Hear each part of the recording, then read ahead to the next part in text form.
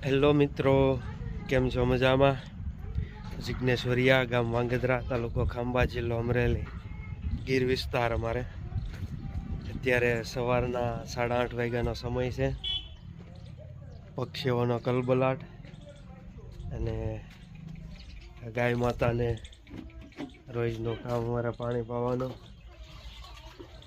તો ગાય માતાને પાણી પાઈ અને પછી જઈએ ખેતર. અમારા ગાય માતા એને અમે દેવલ માતાજી કહીએ. તો અમારે દેવલ માતાજી છે.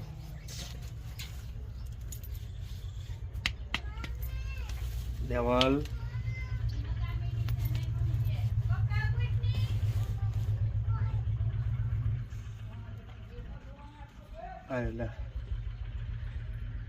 એટલે